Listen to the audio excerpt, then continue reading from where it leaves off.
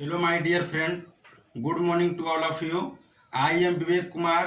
Welcome to my excellent college रो.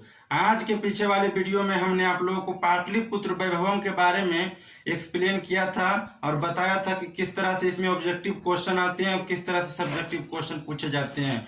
तो उन्हीं सभी प्रश्नों की चर्चा आज हम इस वीडियो में करने के लिए जा रहे हैं, जो कि पाटलिपुत्र वैभवम में कौन कौन से ऑब्जेक्टिव वीवीआई होते हैं उनके बारे में आज बताने के लिए जा रहे हैं। तो हमारा पहला क्वेश्चन यहाँ पर देखिए है, पाटलिपुत्र वैभवम पाठ में पाटलिपुत्र वैभवम पाठे कस्य नगरस्य वर्णनम अस्ति। पाटलिपुत्र वैभवम पाठ में किस नगर का वर्णन किया गया है? तो पाटलिपुत्र का यानी कि पटना का। अगला देखिए क्वेश्चन है, बुद्धि काले पाटलिपुत्रस्य नगरस्य नाम किम, यानी कि बुद्धि के समय में पाटलिपुत्र का नगर का क्या नाम था? तो ये था पाटलिग्रामः। अगला क्वेश्चन है, नगरस्य पालिका देवी कास्ति, यानी कि पटना नगर की पालन करने वाली देवी का क्या नाम है? तो वो नाम है पटन देवी।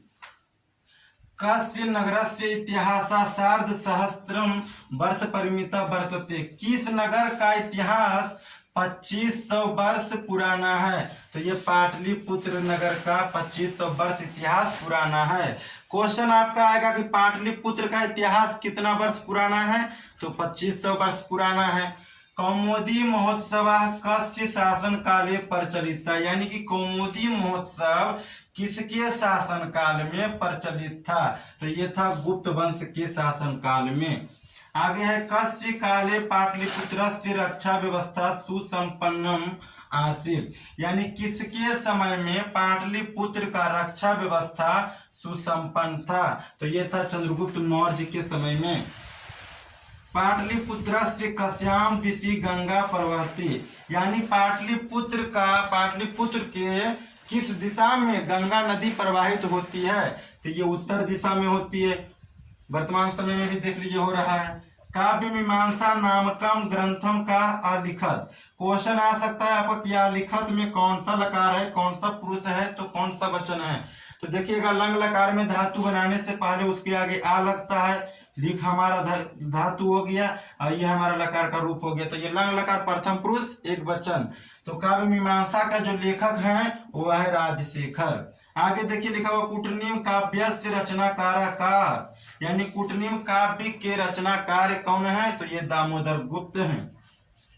पाटलिपुत्रस्य शोभा कस्य समय सूत्राम समृद्धम, यानी पाटलिपुत्र का शोभा किसके समय में समृद्ध था? ये अशोक के समय में था। यानी कि रक्षा व्यवस्था जो था सुसंपन्न, ये चंद्रगुप्त मौर्य के समय में था, और सुसंपन्न यानी कि सबसे अधिक जो विकास हुआ था ये हुआ था अशोक के समय में।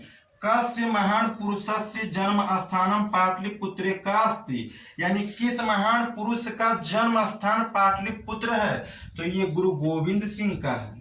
अगला देखिए लिखा हुआ, पाटलिपुत्रम कस्याः नदः तटे अस्ति, यानी पाटलिपुत्र जो है किस नदी के तट पर स्थित है? तो ये गंगा नदी के तट पर स्थित है। आगे देखिए क्वेश्चन है, गंगायाः उपरि कस्य गांधी सेतु नाम महादेशस्य दीर्घतम सेतु अस्ति, यानी कि गंगा के ऊपर में गांधी सेतु नाम का किस महादेश का सबसे ऊंचा सेतु है? तो एशिया महादेश का सबसे ऊंचा सेतु है। गांधी सेतु कुत्र अस्ति, गांधी सेतु कहाँ है? तो ये पाटलिपुत्र नगर में है। किस नदी के ऊपर में है? तो गंगा नदी के ऊपर में है।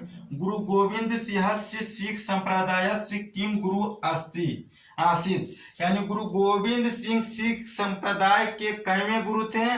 तो ये 10वें गुरु थे। अगला क्वेश्चन है, कस्य राजधानी नगरम पाटलिपुत्रम अस्ति, यानी किस नगर का राजधानी पाटलिपुत्र है? तो ये बिहार राज्य की है। यहाँ तक आप लोग को समझ में आ गया होगा, तो आप लोग का स्क्रीनशॉट ले सकते हैं। देखिएगा, अगला हमारा जो क्वेश्चन है वो है, बिहार राज्यस्य कस्मिन् नगरे गोलगिरहम अस्ति, बिहार राज्य के किस नगर में गोलघर है? तो पाटलिपुत्र में है। पाटलिपुत्र में गोलघर, तारामंडल और जैविक उद्यान, ये सब देखिए मिलता है देखने के लिए। पाटलिपुत्रमिति शब्दोपि कस्य पुष्पानाम प्रचलित, इस प्रकार पाटलिपुत्र किस शब्द से यानी किस फूल से प्रचलित है? पाटल पुष्पानम यानी कि गुलाब के फूलों के लिए प्रचलित है। यूनान राजदूता का, यूनान के राजदूत कौन थे? तो ये मेगास्थनीज थे। पटना इति नाम कस्मात् शब्दात निर्गतः यानी पटना इस प्रकार नाम किस शब्द से निकला है? तो ये पतनम शब्द से निकला है। पतनम शब्द से पटना शब्द निकला है। कस्य संकेतान केषु साहित्य ग्रंथेषु लभ्यन्ते यानी किस साहित्य, इसका संकेत अनेक साहित्य ग्रंथों में प्राप्त होता है? तो यह पाटलिपुत्र का होता है। कौन से साहित्य ग्रंथ में होता है? तो मुद्रा राक्षस में होता है। गुप्त वंश शासन काले का महान समारोह अति प्रचलित। गुप्त वंश के शासन काल में कौन सा महान समारोह बहुत ही प्रचलित था? तो ये कौमुदी महोत्सव था, जो वैसा ही अवसर वर्तमान समय में दुर्गा पूजा के अवसर पर देखा जाता है। गुरु गोविंद सिंह के जन्म स्थानम केन नामना प्रसिद्धम अस्ति। गुरु गोविंद सिंह का जन्म स्थान किस नाम से प्रसिद्ध है? तो ये गुरुद्वारा के नाम से प्रसिद्ध है। एशिया महादेश से दीर्घतम सेतु का यानी एशिया महादेश का सबसे ऊंचा सेतु क्या है? तो वो है गांधी सेतु। अगला देखिए, कस्य नामांतरम पुसुमपुरम व प्राप्यते। किसका नाम पुसुमपुर और कुसुमपुर प्राप्त होता है? तो ये पाटलिपुत्र का होता है। यहाँ तक देखिए ऑब्जेक्टिव सिर्फ 25 गो क्वेश्चन भी आई है, जिसको हमने इस वीडियो में दे दिया है और सब्जेक्टिव भी तुरंत मिल जाएगा। देखिए पहला जो हमारा सब्जेक्टिव क्वेश्चन है, किस आधार पर लिखा हुआ है, इसका आंसर किस तरह से लिखेंगे? तो 2 का 2 नंबर परीक्षा में पूर्ण रूप से मिल जाएगा। तो देखिए लिखा हुआ पहला क्वेश्चन, भगवान बुद्ध ने पाटलिग्राम के बारे में क्या कहा था? तो इसके बारे में आंसर लिखेंगे। तो लिखेंगे, ये जितना भी क्वेश्चन आप लोग को लिखना है अपने मन से नहीं लिखना है, पाटलिपुत्र वैभवम पाठ के आधार पर लिखना है। तो सबसे पहले हम स्टार्ट करेंगे लिखने के लिए कि पाटलिपुत्र वैभवम पाठ के आधार पर बताया जाता है कि यह गांव भगवान बुद्ध के द्वारा कहा गया कि यह गांव महानगर होगा। कौन सा गांव? पाटलिग्राम।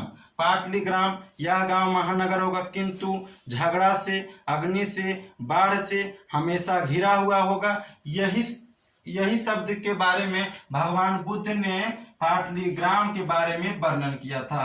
आगे देखिए लिखा हुआ, सिख संप्रदाय के लोगों के लिए पटना नगर क्यों महत्वपूर्ण है?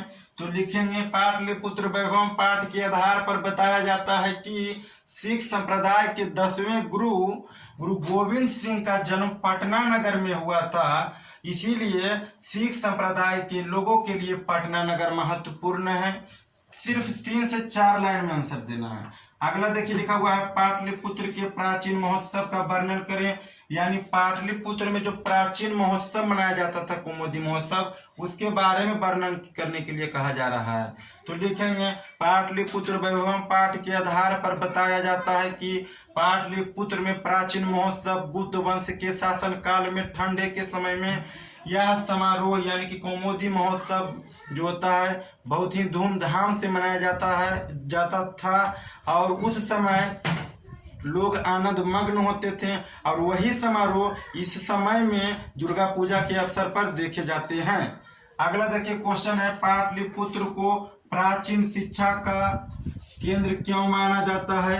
तो लिखेंगे, पाटलिपुत्र वैभवम पाठ के आधार पर बताया जाता है कि कवि दामोदर गुप्त के अनुसार उनके काव्य मीमांसा में लिखा गया है कि यह जो पाटलिपुत्र है ये सरस्वती के वंश का घर है, जिसकी तुलना इंद्र के स्थान से किया गया है। राजशेखर ने लिखा है कूटनीमताखी में, वो लिखा है कि यहाँ उपवर्षा, वर्षा भी, व्याडी, पतंजलि, ये पाणिनि, ये सब अपनी ख्याति को प्राप्त किया है। यानी कि शिक्षा का संबंध जो है पाटलिपुत्र से इतना जुड़ गया है कि जिसके बारे में कुछ कहा नहीं जा सकता।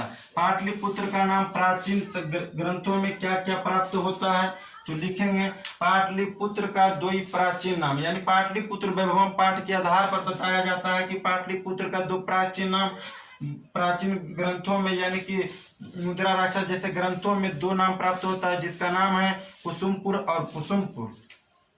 चंद्रगुप्त मौर्य तथा अशोक के समय में पाटलिपुत्र कैसा नगर था? तो लिखेंगे, सर लिखेंगे कि पाटलिपुत्र वैभवम पाठ के आधार पर बताया जाता है कि चंद्रगुप्त मौर्य के समय में पाटलिपुत्र में रक्षा व्यवस्था बहुत ही सुदृढ़ था और अशोक के समय में इस नगर का बहुत ही विकास हुआ था। अगला क्वेश्चन है पाटलिपुत्र वैभवम पाठ के आधार पर इसका वर्णन करें। यानी कि पाटलिपुत्र वैभवम में आप लोगों ने जो भी पढ़ा है उसके बारे में सारांश का वर्णन कर देना है। और यहाँ तक वीडियो हमारा आप लोग को समझ में अच्छी तरीके से आ गया होगा तो आप लोग मेरे चैनल को लाइक कीजिए, शेयर कीजिए, सब्सक्राइब कीजिए और कमेंट करके बताइए कि पाटलिपुत्र वैभवम पाठ का ये क्वेश्चन आंसर आप लोगों को कैसा लगा।